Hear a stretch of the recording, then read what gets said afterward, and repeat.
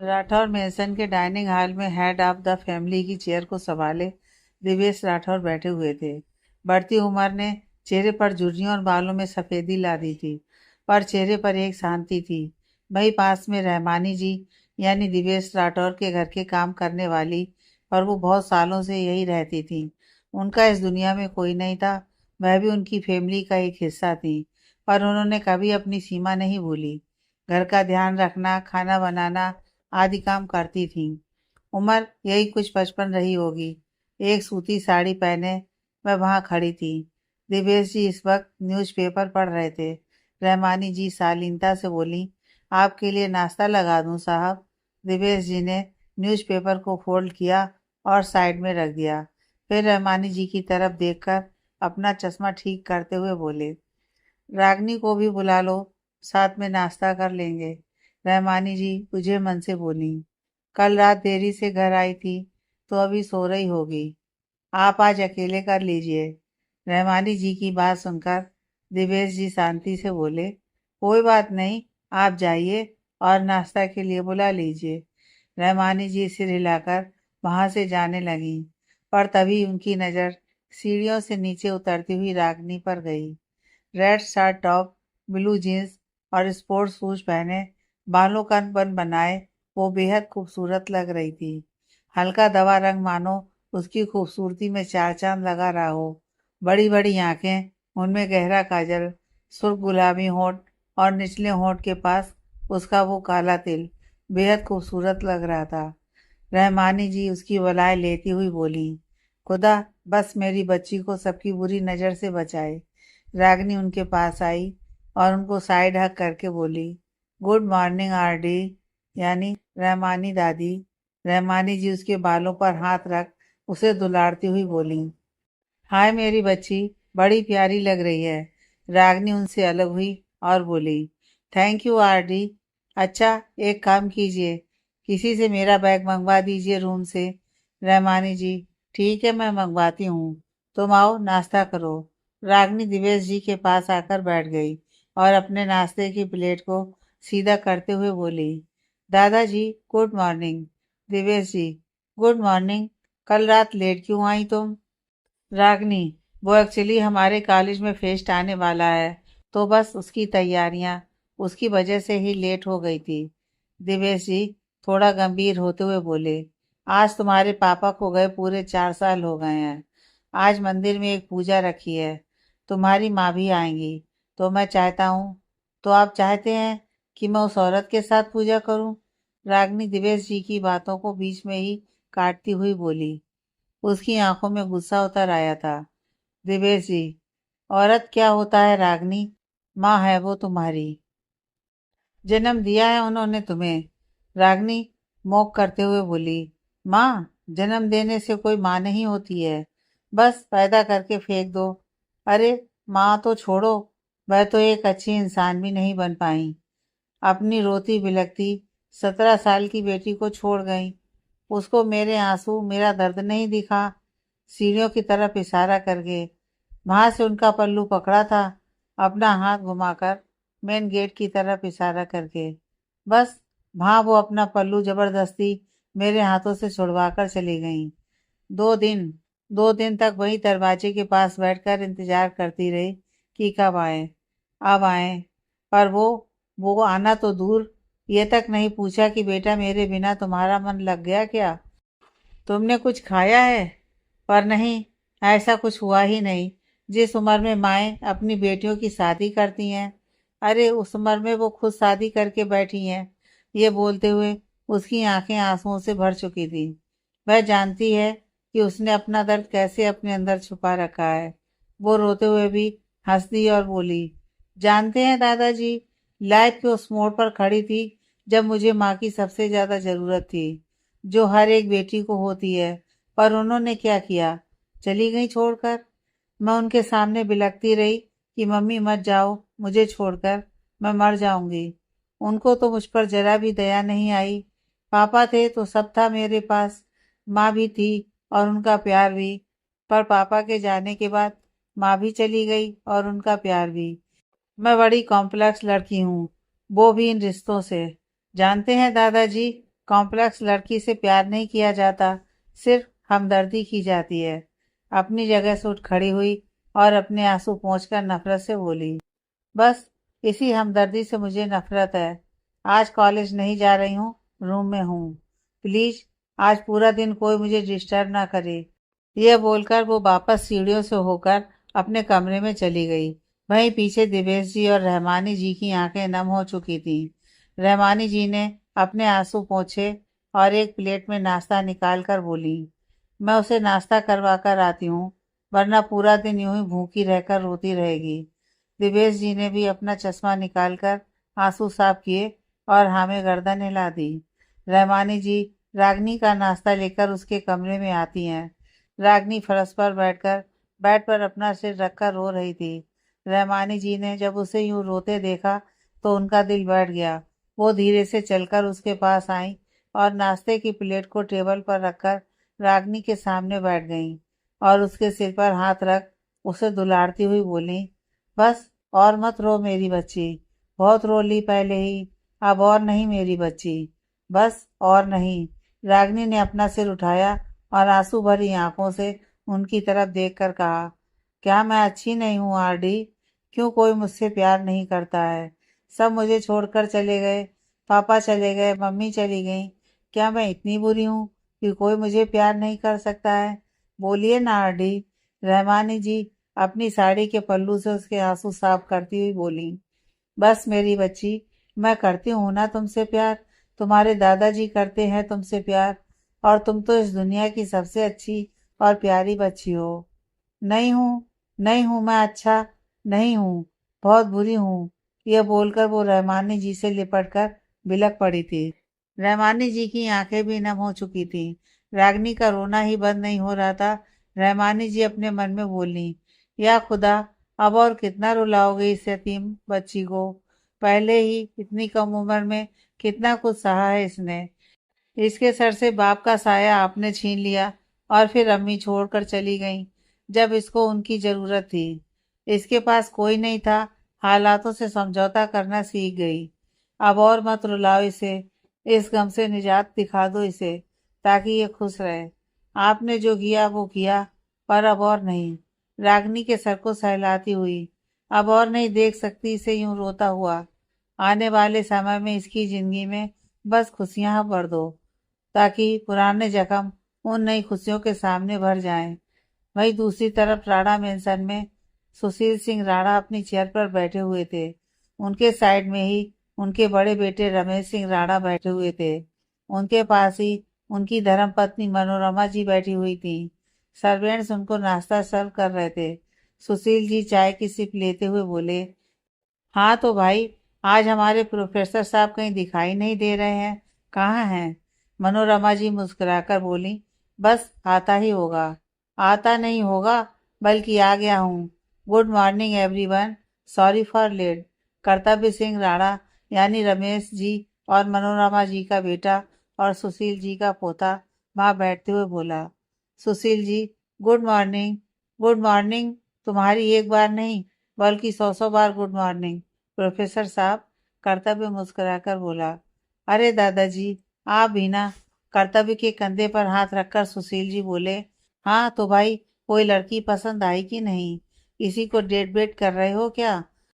कर्तव्य अपना सिर हिलाकर, क्या दादाजी, आप भी ना। आप अच्छे से जानते हैं कि मुझे ये फालतू के रिलेशनशिप में रहने का कोई शौक नहीं है। मैं तो डायरेक्ट शादी ही करूँगा। सुशील जी हंसकर बोले, तो तेरे लिए लड़की देख लें अब? कर्तव्य सहजता से बोला, यह फैसला घर के बड़े करते हैं। सुशील जी की तरफ और अपने मम्मी पापा की तरफ देखकर, जिस लड़की से आप सब कहोगे मैं उससे ही शादी करूँगा। एक सिंपल अरेंज मैरिज। मनोरमा जी खुश होकर बोली, मेरे बेटे के लिए तो मैं एकदम चांद सी बहू लेकर आऊंगी, एकदम हर काम में निपुण। मनोरमा जी को रोकते हुए सुशील जी थोड़ा सख्त होते हुए बोले, उसकी कोई जरूरत नहीं है बहू। मनोरमा जी कंफ्यूज होकर उनकी तरफ देखकर बोली, पर क्यों पापा जी? सुशील जी सहजता से बोले, क्योंकि मेरी नज़रों में एक लड़की है और मुझे लगता है कि वो एकदम परफेक्ट रहेगी हमारे कर्तव्य के लिए। मनोरमा जी अपना मन महसूस कर रह गईं, क्योंकि वो भी जानती थी कि अब उसकी नहीं चलेगी। वो जबरदस्ती मुस्कुराकर बोली, ओह अच्छा है पापा जी ये तो, पर आपने बताया नहीं कि कौन है लड़की। सुशील जी मुस्कुराकर बोले, मेरा दोस्त है ना दिवेश राठौर, उसकी इकलौती पोती है, अभी कॉलेज में पढ़ रही है, तो मैं सोच रहा हूँ कि आज ही दिवेश से उसका हाथ मांग लूं। कर्तव्य की तरफ देखकर, अपने कर्तव्य के लिए दोनों की जोड़ी खूब जमेगी। कर्तव्य बस मुस्कुरा दिया। भाई मनोरमा जी ने अपने हाथों की मुट्ठी कस ली थी।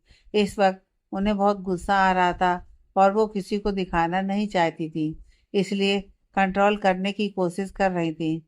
नाश्ता करने के बाद रमेश जी और मनोरमा अपने कमरे में चले गए, क्योंकि रमेश जी को ऑफिस के लिए तैयार होना था, तो भाई उन्हें किसी चीज़ की ज़रूरत ना पड़ जाए, इसलिए मनोरमा जी भी उनके साथ ही कमरे में चली गईं।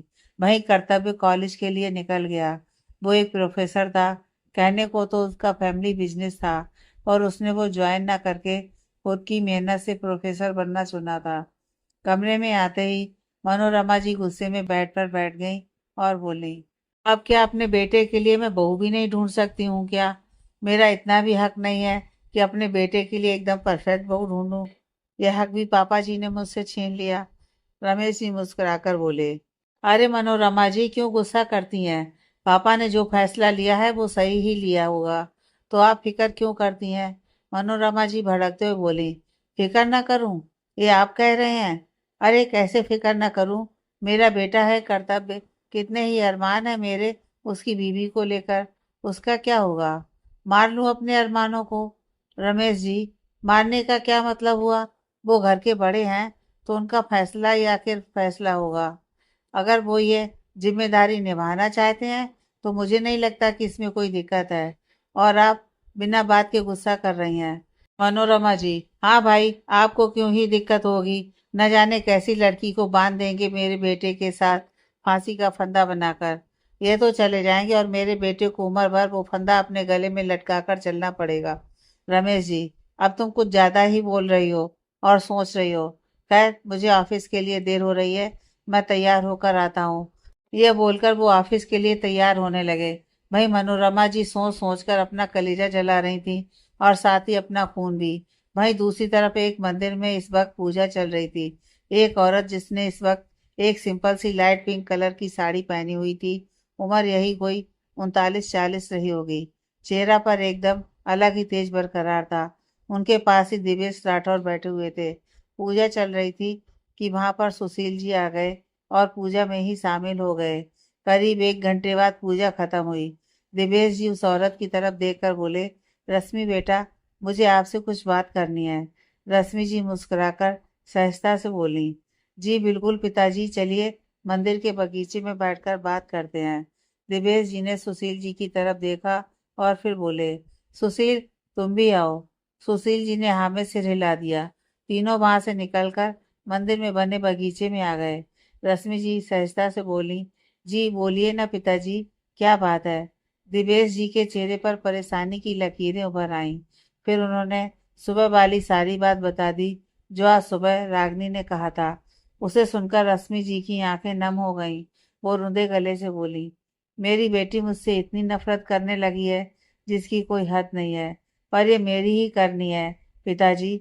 राठौर साहब के जाने के बाद सोचा कि रागनी के सहारे जिंदगी जी लूंगी, पर मेरे पिताजी ने उस वक्त मुझे इतना मजबूर कर दिया कि मुझे रागनी को छोड़कर जाना पड़ा और दूसरी शादी करनी पड़ी। नहीं छोड़ना चाहती थी उसे, पर क्या करती? अकेली विधवा औरत को ये दुनिया वाले जीने कहाँ देते हैं। तरह तरह के इल्जाम लगाए जाते हैं, तोहमतें लगाई जाती हैं। दिवेश जी की तरफ देखकर, ये बात तो बखूबी जानते हैं आप। थोड़ा सा हंसकर, ये सब मर्द सोचते हैं कि औरत की डोर उनके हाथ में होती है, जब मर्जी कहीं से तोड़कर कहीं जोड़ दो। एक औरत के जज्बात उनके लिए कोई मायने नहीं रखते हैं। वही मेरे पिता ने किया। मैंने अपनी खुशी से थोड़ी ही दूसरी शादी की थी, मुझे मजबूर कर दिया गया था अपने आंसू पोंछकर। खैर, अब इन सब बातों का कोई मतलब रहा ही नहीं। दिवेश जी, सब समझता हूँ बेटा मैं। खैर, होनी को कौन टाल सकता है? सुशील जी की तरफ देखकर, यह सुशील सिंह राणा है, मेरा बहुत अच्छा दोस्त। रश्मि जी ने अपने दोनों हाथ जोड़कर सुशील जी को प्रणाम किया।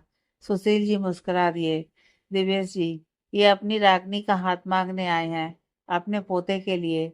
रश्मि जी, पर पिताजी, अभी तो वो पढ़ रही है, अभी शादी, अभी तो वो 21 की ही हुई है, और इतनी जल्दी शादी?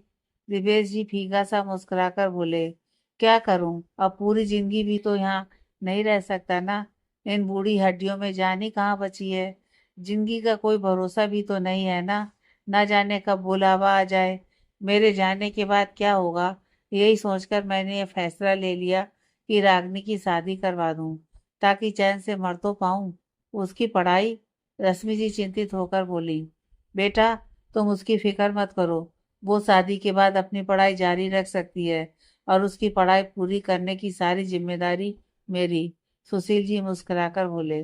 फिर थोड़ा रुककर, बस तुम हाँ कर दो और रागनी का हाथ मेरे पोते के लिए दे दो। रश्मि जी सारी बात सुनकर हल्का सा मुस्कुराई और अपनी गर्दन हाँ में हिला दी। रश्मि जी की हाँ पाकर सुशील जी और दिपेश जी दोनों गले लग गए और एक दूसरे को बधाई देने लगे। सुबह से रात होने को आई थी, पर रागनी अभी तक अपने कमरे से बाहर नहीं आई थी। वो अपने कमरे में अकेली बेड पर लेटी हुई बस सिसक रही थी।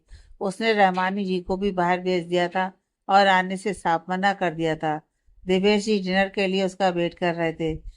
रहमानी जी उसके कमरे के दरवाजे पर खड़ी होकर दरवाजा खटखटा रही थी और बार बार डिनर के लिए नीचे चलने को बोल रही थी, पर ना रागनी ने दरवाजा खोला और ना वो नीचे गई। उसने अंदर से साफ मना कर दिया था।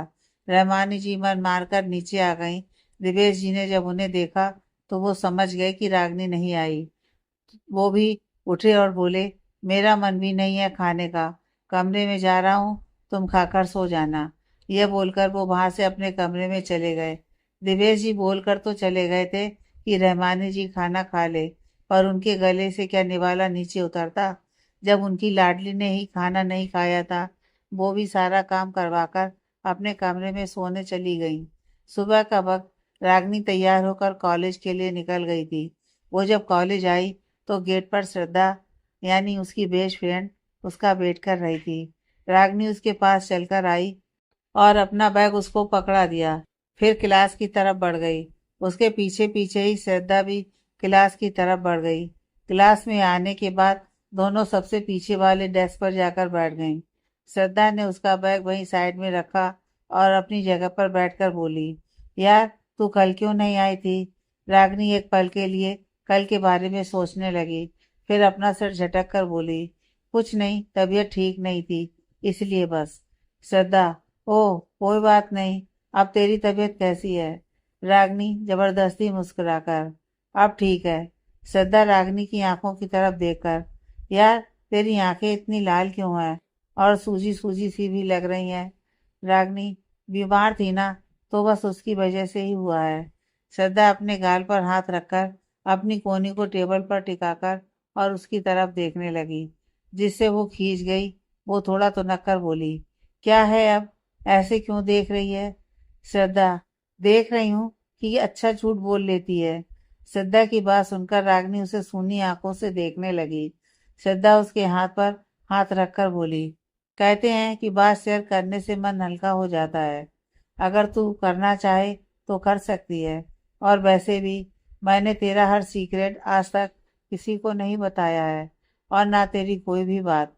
अगर तू आज भी मुझसे कुछ शेयर करना चाहती है तो बेशक कर सकती है।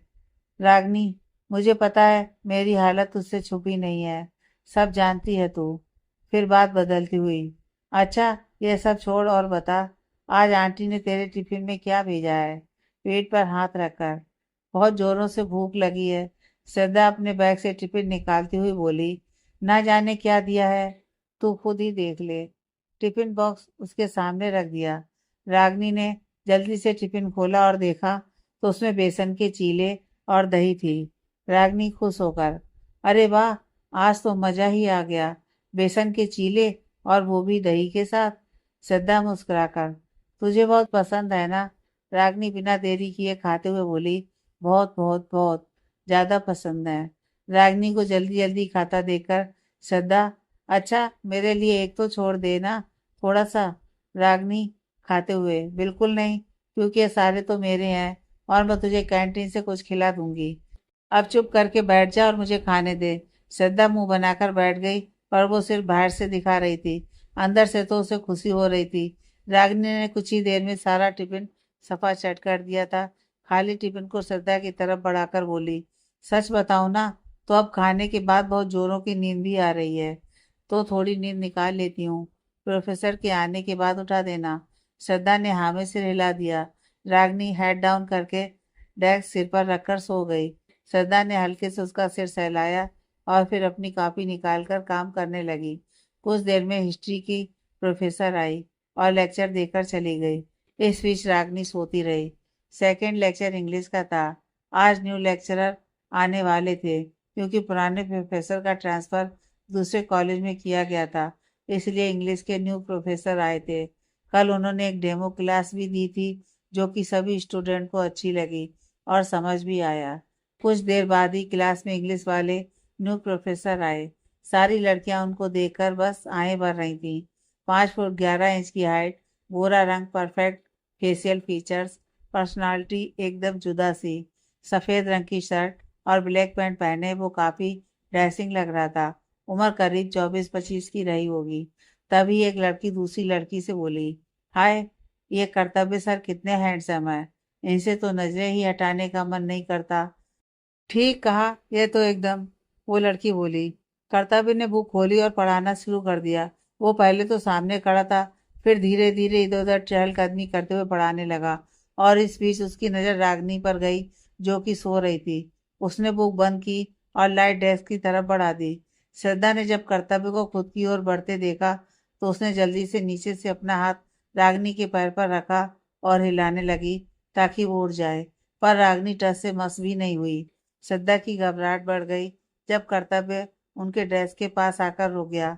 कर्तव्य ने एक नज़र रागनी की तरफ देखा, जो कि मजे से सो रही थी।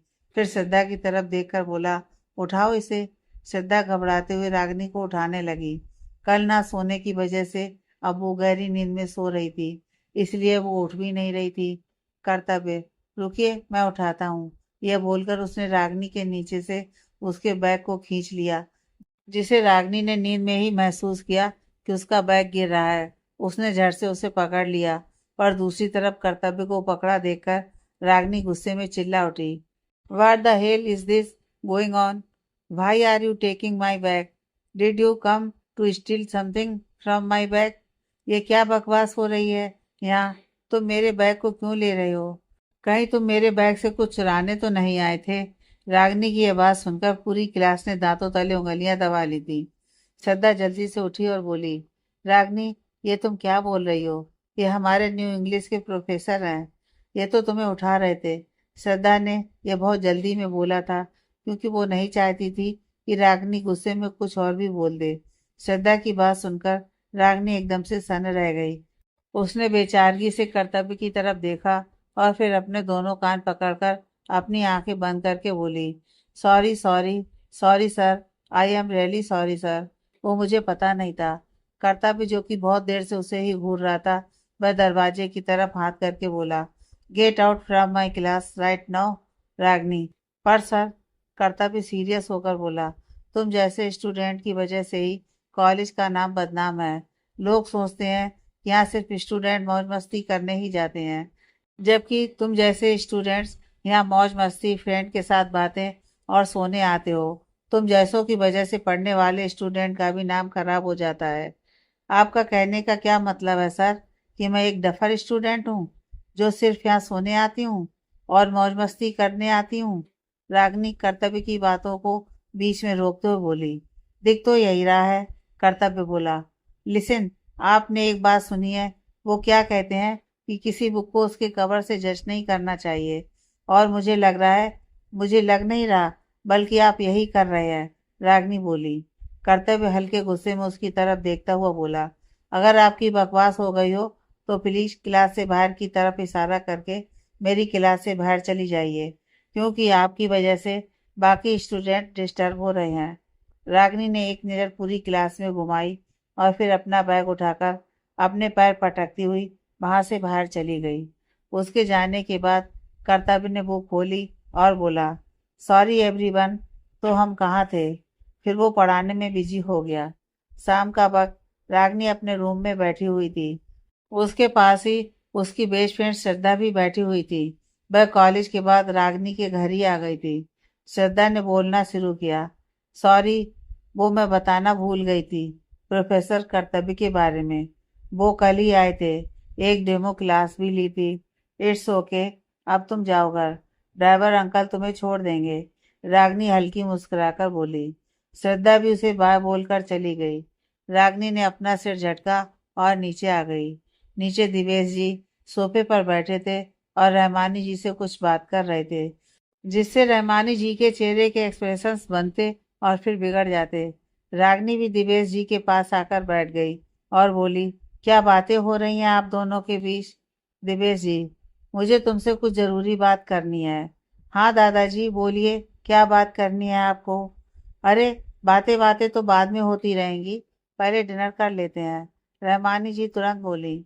रागनी उनकी तरफ देखकर बोली, नहीं, पहले हम दादाजी की बात सुनेंगे, उसके बाद हम डिनर करेंगे।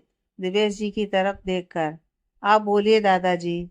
मैंने एक फैसला लिया है, दिवेश जी बोले। कैसा फैसला दादाजी? साफ साफ बताइए, रागनी बोली। रहमानी जी उन दोनों को ही गौर से देख रही थी। उन्हें पता था कि अब यहाँ क्या होने वाला है, क्योंकि वो अच्छे से जानती थी कि जो बात अब दिवेश जी बोलने वाले हैं उस पर रागनी का कैसा रिएक्शन होने वाला है। उन्होंने तो अपनी सांसें ही रोक ली थी। मैंने तुम्हारी शादी करने का फैसला किया है, दिवेश जी बिना रागनी की तरफ देखे बोले। भाई रागनी दिवेश जी की यह बात सुनकर हैरत में उन्हें देखने लगी, मानो उसे यकीन ही नहीं हो रहा हो था कि दिवेश जी ने अभी अभी उसकी शादी की ही बात की है ना, या फिर उसने कुछ गलत सुन लिया। कुछ लम्हों के लिए वहां खूब शांति फैल चुकी थी, सिर्फ सांसों की ही आवाज आ रही थी। आप ये क्या बोल रहे हैं? रागनी के मुंह से बस यही शब्द निकले थे। हाँ, मैं शादी की ही बात कर रहा हूँ। मैंने फैसला लिया है कि अब मैं तुम्हारी शादी करवा दूंगा, दिवेश जी बिना उसकी तरफ देखे बोले। आप आपको पता भी है कि आप क्या बोल रहे हैं? रागनी गुस्से में चिल्लाकर बोली। पता है मुझे कि मैं क्या बोल रहा हूँ, और इसी में तेरी भलाई है। मैंने लड़का देख लिया है। क्या? हाँ, और जल्दी ही तुम्हारी शादी उसी से हो जाएगी। इस बार दिवेश जी थोड़ा सख्ती से बोले थे। आप आप कोई नहीं होते मेरी लाइफ का इतना बड़ा फैसला लेने वाले। मेरी मम्मी पापा नहीं है तो क्या आप कुछ भी बेफालतू का फैसला मुझ पर थोपेंगे? मैं ऐसा नहीं होने दूंगी, रागनी गुस्से में बोली और वहां से गुस्से में ही अपने रूम में चली गई। मैंने बोला था कि रागनी नहीं मानेगी, रहमानी जी रागनी को जाते देख दिवेश जी से बोली, पर दिवेश जी कुछ नहीं बोले और चुपचाप उठकर अपने रूम में चले गए। रहमानी जी अपने सिर पर हाथ रखकर परेशान सी बोली, अब क्या होगा? या अल्लाह, जो भी हो बस सब सही हो, वह बोली और किचन की तरफ बढ़ गई। रागनी गुस्से में रूम में आई और जोर से दरवाजा बंद कर दिया। उसकी आंखों से आंसू बहने लगे थे। मैं कोई लावारिस सामान नहीं हूँ जो कोई भी मेरी जिंदगी का कुछ भी फैसला लेगा कि उसे कहाँ पड़े रहना है और कहाँ नहीं। मैं भी देखती हूँ दादाजी कैसे मेरी शादी करवाते हैं, वह गुस्से में बोली और औंधे मुंह बेड पर गिर पड़ी। सुशील जी बड़ी ही बेसब्री से कर्तव्य का डाइनिंग टेबल पर इंतजार कर रहे थे। रमेश जी और मनोरमा जी भी वहीं बैठे थे। कुछ देर बाद कर्तव्य भी वहीं आ गया तो सबने डिनर स्टार्ट किया। कर्तव्य, हाँ दादाजी, मैंने शादी की बात की थी ना? जी, मैंने अपने दोस्त से बात कर ली है, वह तैयार हैं। तुम क्या कहते हो? सुशील जी उसकी तरफ ही देखकर बोले। यह तो अच्छी बात है दादाजी, पर अभी 3 महीने कुछ नहीं, क्योंकि कॉलेज में 2 महीने बाद एग्जाम स्टार्ट है और उसी में मैं बिजी रहने वाला हूँ। हाँ, इस बारे में एग्जाम खत्म होने के बाद बात करते हैं, कर्तव्य बड़ी ही सहजता से बोला और अपना खाना खाना जारी रखा। ठीक है, जैसे तुम कहो, हम बाद में बात करते हैं, मैं दिवेश को भी बोल दूंगा। सुशील जी कर्तव्य की बात को समझकर बोले। कर्तव्य बस मुस्कुरा दिया। सब चुपचाप डिनर करने लगे। अच्छा, वैसे नाम क्या है? डिनर करने के बाद कर्तव्य टिश्यू पेपर से अपना मुंह साफ करता हुआ सुशील जी की तरफ देखकर बोला, दिवेश राठौर। सुशील जी कर्तव्य की टांग खींचने के इरादे से बोले, दादाजी, आपके फ्रेंड का नहीं, कर्तव्य मुंह बनाकर बोला। तो सुशील जी हंस दिए। अरे भाई, मजाक कर रहा था, रागनी नाम है। हाँ, कर्तव्य अपनी चेयर से उठते हुए बोला और सबको गुड नाइट करके वहां से अपने कमरे में चला गया। कमरे में आकर कर्तव्य ने दरवाजा बंद किया और मुस्कुराकर बोला, रागनी, नाइस नेम। इतना अच्छा नेम है तो खुद भी एकदम सुरीले राग की तरह होगी, मीठी सी, प्यारी सी, खोए से अंदाज में। फिर अपना सिर एक तरफ झटक कर, ओह कर्तव्य, व्हाट्स रॉन्ग विद यू? ये सब सोचना छोड़ और कुछ काम कर। रागनी यार, तू इतनी उदास क्यों लग रही है आजकल? जब देखो मुंह लटकाए ही रहती है। श्रद्धा रागनी को उदास बैठा देख बोली। इस वक्त दोनों कॉलेज की कैंटीन एरिया में बैठी थी। यार, मुझे खुद नहीं पता कि मेरी लाइफ में चल क्या रहा है, तो तुझे क्या खाक बताऊं? रागनी झल्लाकर बोली। अच्छा ठीक है, फिर यह बता दे कि अभी किस बात को लेकर परेशान है? श्रद्धा उसके कंधे पर हाथ रखकर बोली। उसने एक गहरी सांस ली और श्रद्धा की तरफ देखकर बोली, दादाजी मेरी शादी की बात कर रहे हैं, इसलिए परेशान हूं मैं। मुझे तो समझ ही नहीं आ रहा कि अचानक यह शादी का भूत कहाँ से सवार हो गया दादाजी पर। आज सुबह भी नाश्ते की टेबल पर शुरू हो गए थे। उनके किसी फ्रेंड का पोता है, उससे बात कर रहे हैं मेरी शादी की। क्या? और तूने हाँ बोल दिया शादी के लिए? श्रद्धा चौंक कर बोली। मैं पागल हूँ या मेरे को पागल कुत्ते ने काटा जो मैं हाँ बोलूं शादी के लिए? श्रद्धा की बात सुनकर रागनी चढ़कर बोली, दादाजी कह रहे हैं शादी के लिए, उसका क्या? मुझे नहीं पता उसका क्या, पर मैं यह शादी नहीं करूंगी, किसी भी सूरत में मैं यह शादी हरगिज नहीं करूंगी। रागनी दृढ़ता से बोली। श्रद्धा बस उसकी तरफ देखती ही रही। तभी वहां पर उनकी ही क्लासमेट निधि आई और उन दोनों की तरफ देखकर बोली, अरे तुम दोनों यहाँ क्यों बैठी हो? चलो, क्लास में लेक्चर स्टार्ट हो रहे हैं। तू चल, हम आते हैं। श्रद्धा उसकी तरफ देखकर बोली तो वह वहां से चली गई। इस शादी की बात पर तो मैं यही मिट्टी डाल रही हूँ, और तू टेंशन मत ले, मैं सब संभाल लूंगी। चल क्लास में चलते हैं, और वैसे भी एग्जाम को अब कुछ ही दिन बचे हैं, तो हमें वहां पर फोकस करना चाहिए, न कि बेफिजूल की बातों में। रागनी अपना बैग उठाते हुए बोली, और फिर दोनों कैंटीन से निकलकर अपनी क्लास की तरफ बढ़ गईं। आगे की कहानी नेक्स्ट पार्ट में।